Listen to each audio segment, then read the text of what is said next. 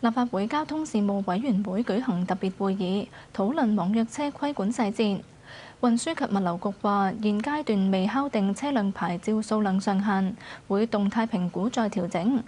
又話會每年檢視，若果發現雪藏牌，或會收返牌照。何家俊報導。政府計劃今年第4季批出網約車相關牌照。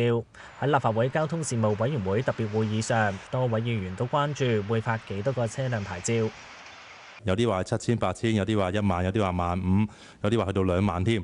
咁我想了解下政府嘅傾向係會發幾多呢？因為都有的士業界同我哋去反映啦，因為都擔心咧一下子推太多咧，都令到佢的士咧可能到時都冇咩人去揸過，轉手去揸網約車咧。如果你發得太少，滿足唔到市民嗰個乘車嘅體驗同埋需求咧，咁其實個政策落唔到地，其實都係失敗嘅。